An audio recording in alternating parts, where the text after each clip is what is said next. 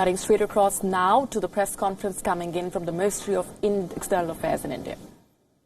We have had intensive exchanges at the highest level and at the ministerial level.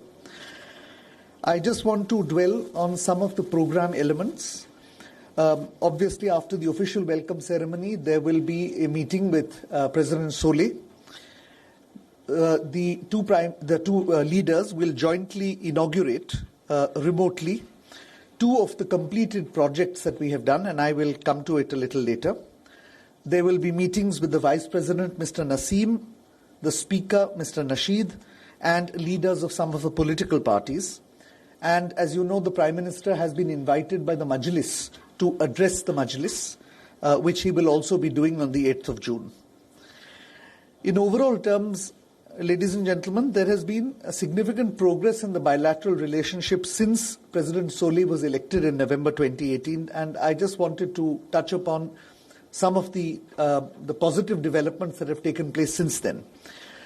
We have signed a visa facilitation agreement which has come into force in March, which is important because it addressed a number of issues which the government of the Maldives had in terms of visas, particularly for their students and for those who come for medical treatment. And from our perspective, it has given us a number of benefits, particularly for Indian businessmen traveling to the Maldives. We pledged budgetary support to the government of the Maldives of close to US dollars 200 million.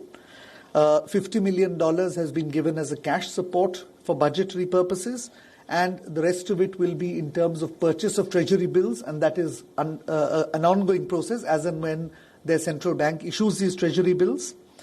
We are in the process of finalizing the currency swap agreement, which is under SARC. They had requested for an enhancement of the amount as well as an extension of the rollover period, and that is close to finalization. As I mentioned, the Prime Minister and the President will jointly inaugurate two projects remotely. One is the Coastal Surveillance Radar System. The other is the Composite Training Center for the Maldives National Defence Forces. These are two important projects. The total value is approximately 180 crores, and these will be remotely inaugurated by the two leaders. We also have offered the Maldives a line of credit of about 800 million US dollars. And I'm happy to inform you that three important projects have already been identified, and the project report preparation is underway. One is water supply and sewerage for 36 of the islands which are inhabited. Another one is the Addu Urban Development Center. Addu is an important town in the southern part of the Maldives chain. And a third project is an SME development financing project. So these three projects, we have already received the initial proposals and we are preparing a project report. Of course, there are other projects in the pipeline, but these are still being examined. We have started the work on high-impact community development projects. If you recall, when the former External Affairs Minister has visited the Maldives in March, we had announced that we would support this initiative of India by giving a grant of 50 crores of rupees. 14 projects have now been identified in various areas, including connectivity between islands, drug rehabilitation centers, and so on and so forth. And of course, we have already begun the process of disbursing the 1,000 ITEC scholarships that we will be giving Maldives over the next 5 years. Some agreements will be signed during the visit. At this stage, I would not go into the details, but we certainly expect that among them are agreements relating to customs, to white shipping, and also on training of civil servants. One of the focus areas is the P2P relationship, strengthening people-to-people relationship. If you recall, in April, we had invited President Solé, who is a very keen cricketer, to come and watch the IPL match in Bengaluru. And subsequent to that, he has expressed an interest in developing a cricket team in the Maldives and seeking India's assistance in training this team and in bringing them up to the requisite standards. So among his requests which are under examination, under positive consideration, are a cricket stadium in the Maldives, which we also expect to build under the line of credit that we will give. And we are also working with the BCCI. A team from the BCCI has actually visited the Maldives earlier in May for training of Maldivian cricketers, coaching programs, supply of kits, and so on.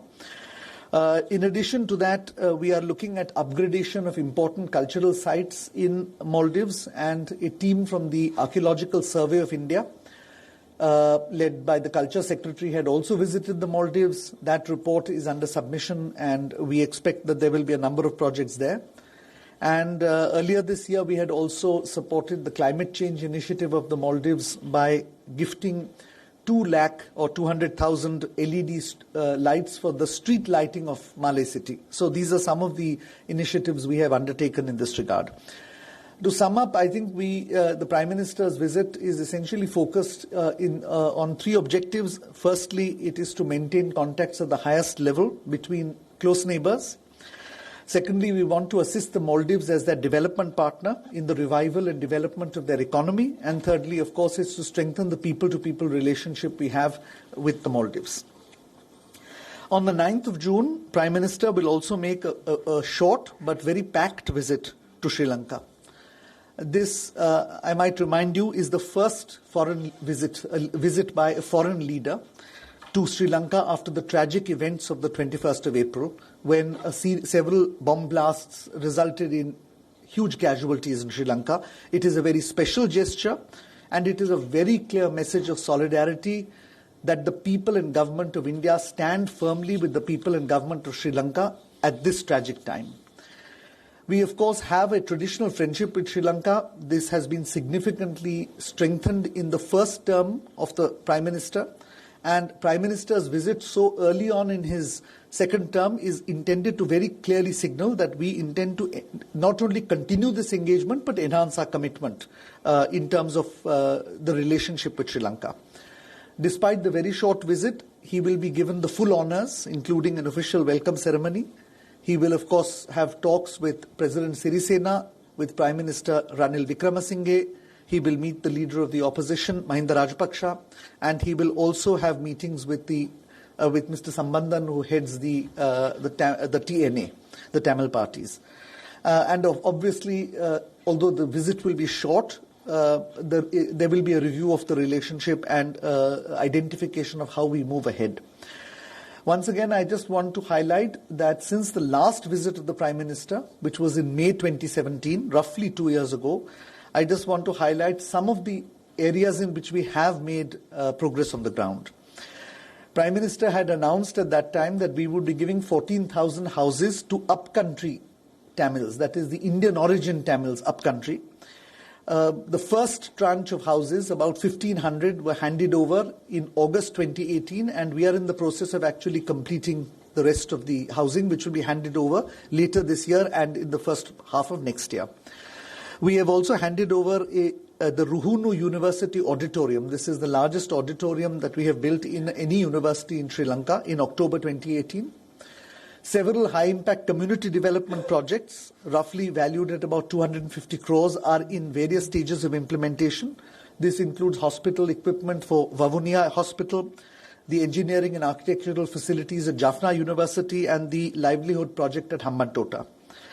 One of the big achievements, and certainly one which has caught popular imagination, is the free emergency ambulance services. This is an initiative of India to provide over 280 ambulances which will respond nationwide, island-wide, to any emergencies, and it is now operative in 8 out of 9 provinces, and it has been very greatly appreciated, not just by the government but by the public as well. We have already commenced delivery of railway rolling stock under an earlier line of credit of about 2,800 crores. These supplies include diesel engines, it includes other rolling stock. From December 2018, this has started going to Sri Lanka. And there is, of course, a new line of credit in the railway sector also, which we are currently examining and which is under discussion interministerially. I want to draw your attention to 2 trilateral MOUs which we have signed, India, Japan and Sri Lanka. One in April, which is for the LNG terminal. One just earlier this month, which was for the development of the East Container Terminal. These are important. And we have also completed, under a Exim Bank buyer's credit of about 60 million, a water supply project in Greater Dambulla. So on a number of commitments that the Prime Minister made when he went in May 17, we have seen significant progress. And we hope that when the Prime Minister goes this time, not only will we review those, but we will actually look at some new projects. Certainly, therefore, I would sum up this visit to Sri Lanka as firstly showing solidarity with the people and the government in the wake of the tragic events of the 21st of April and expressing our confidence in the government of Sri Lanka in overcoming this national tragedy. Secondly, Prime Minister will very clearly signal his commitment and the intention of the government at the highest level to build a strong relationship based on mutual trust and mutual sensitivity to each other's concerns in the coming 5 years. And thirdly, of course, discuss ways to enhance development partnership. I will stop here and I will take a few questions. Thank you. Thank you, sir. We now open the floor to questions. Please introduce yourself, your name and your organization when you ask the question. Parikshit. Sir, this is Parikshit from CNBC. Today, Mr. Jaishankar outlined his vision for India's foreign policy for the next few years, and he focused on connectivity in South Asia and economic integration as well. So on both these fronts, when it comes to connectivity and furthering closer economic ties with the Maldives, what are we expecting in the talks and what could be the takeaways? Yes, Siddhant. Hi, sir. I'm Siddhant from WION. My question is on the two projects which will be remotely launched. Can you just give us a brief about both the projects, the coastal surveillance and the other project? Madhurendra. Sir, जैसा कि आपने कहा, Madhurendra from news nation, जैसा कि आपने कहा कि श्रीलंका की जो विजिट है वो सोलिडरिटी के लिए भी है और खासतौर पर संबंधों को बेहतर बनाने के लिए है।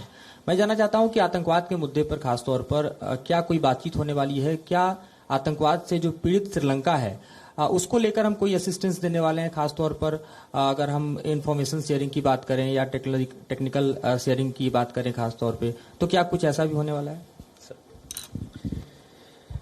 Thank you. Parikshit, as far as connectivity is concerned, this of course is a priority for us with all our neighbors.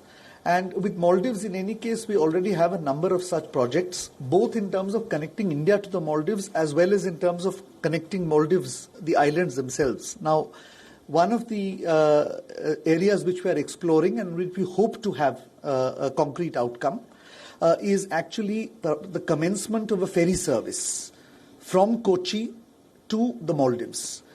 This is still something which is very much under examination, but we believe that this will significantly enhance connectivity between the two countries.